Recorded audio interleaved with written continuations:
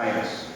If you go back to the origin of life on this earth, life originated in the form of a single cell, which we used to call, in science we call it amoeba. That single cell passed through the process of evolution, and through billions of years, through that evolution, human being came into this earth. Science today tells us about evolution of life. Science tells us how life came into existence, how life originated, how life evolved, how human beings came into existence. But science doesn't tell us why life came into existence. What is the purpose of human life? What is the objective of life? Science tells us how life was created. Science never tells us why life came into existence. Science is absolutely silent and quiet on this subject. Science teaches us about the anatomy of life, the anatomy of the physical body, but doesn't teach us the science of life.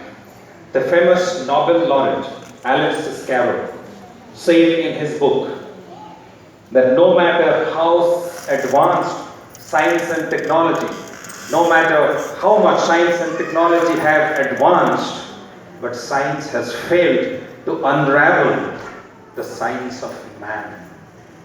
We have got the science of everything, but science has failed miserably to unravel the science of man, the science of life. Why God created life in the first place? Why He created something? Why something was created as opposed to nothing? We have no answers to these questions. Let's talk a little bit more about our life. Our life today is filled with contradictions. We have plenty, but we have so much of scarcity. We have happiness, but we have so much of sadness. Man is wise, at the same time foolish. Man has abundance of everything, at the same time there is so much of paucity all around. These are the contradictions of our time. The most educated people, I was reading an article in a magazine a few months ago, and the article blatantly says that the most corrupt profession in today's world is that of the doctors. He said the doctors today kill hundreds and thousands of innocent lives.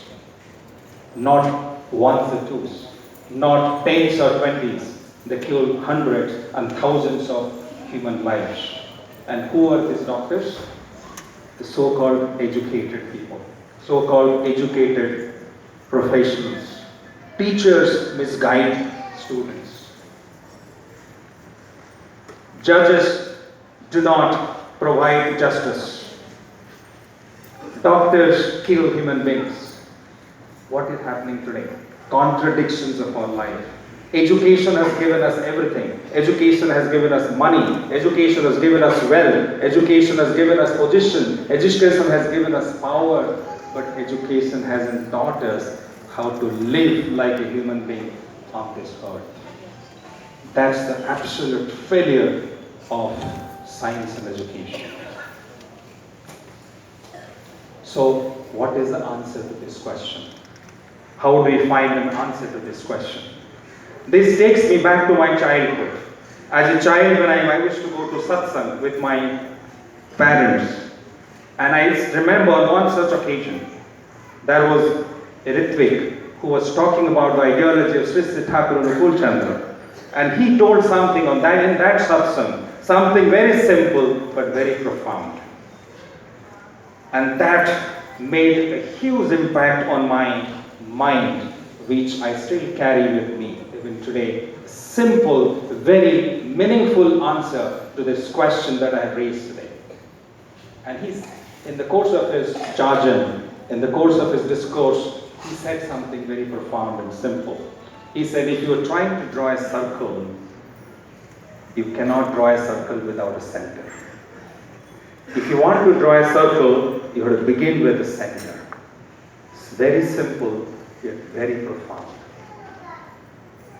And he went on to say that if you don't have the center, and if you attempt to draw a circle, you will end up drawing a zigzag line. You will probably get everything, but you will never get a circle. But if you want to really get a beautiful circle, you must begin with the center. That is so profound. That is so profound. So similarly, if you really want to make our life meaningful, purposeful, blissful, beautiful, we must have that center in our life. If you don't have that center in our life, life will not find its meaning, life will not find its purpose, life will not become blissful because we do not have that center. So all of us need to have that center in our life. And who is that center? In our Shastras, in our Puranas, in our mythology, we describe that person, such a person, as Purushottam, as the most perfect, most evolved, most resolved person of this earth, who is the manifestation of human perfection. And such a person is the Purushottam. So while science and education have failed to explain the meaning of life, if you want to understand the meaning of life, we need to have that life teacher, the Purushottam. The life teacher can explain the meaning of life. A life teacher who knows our past, who knows our present, who knows our future. Such a person is a life teacher. And if you don't have such a person, such a life teacher, then we will not find meaning and purpose in our life. So it is absolutely important. And such a life teacher comes in every age in human form. He comes as the manifestation of human perfection. He comes as a normal human being with 2 hands and 2 legs. He comes as a very normal, absolutely normal human being. And why he comes as a normal human being? Because human beings like us cannot understand which is abstract.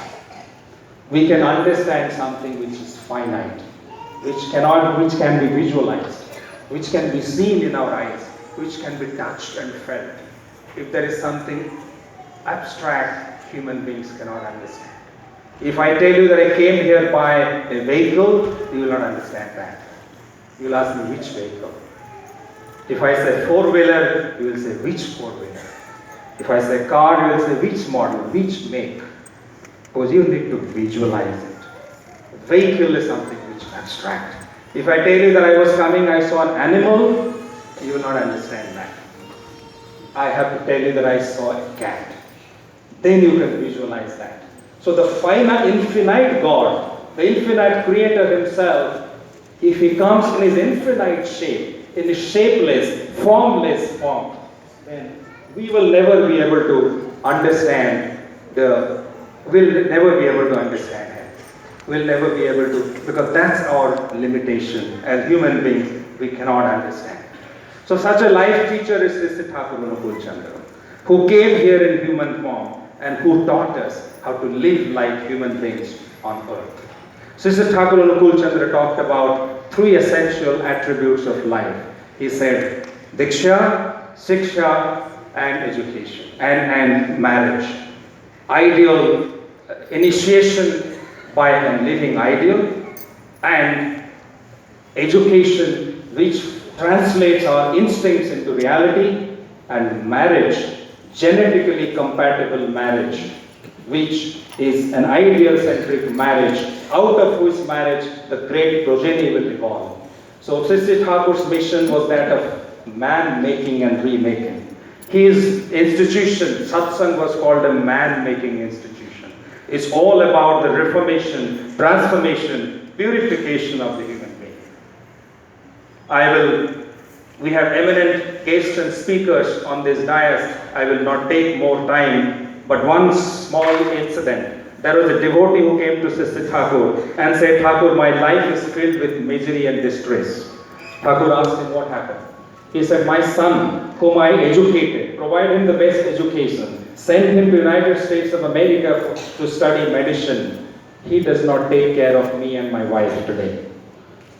But Thakur said, why?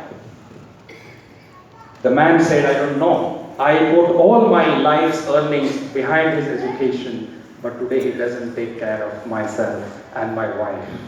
Thakur said, what was your ambition? He said, my ambition was to make him a good doctor. Thakur said, the Supreme Father has fulfilled your desire. You wanted your son to be a good doctor. And Thakur, the Supreme Father has made that happen. But the man said, but Thakur, he doesn't take care of me. He doesn't take care of his parents. But Thakur said, did you ever pray to the Supreme Father that your son becomes a great human being? No, Thakur, I never did that. Thakur said, you wanted him to be a doctor, he became a doctor. Supreme Father fulfilled your desire. But he never wanted him to be a good human being. So he went on to become a doctor, but he could not become a man of character. To become a man of character, you would have invested your time and effort in making him a man of character by bringing him to the path of life. So I will not take more of your time. We have eminent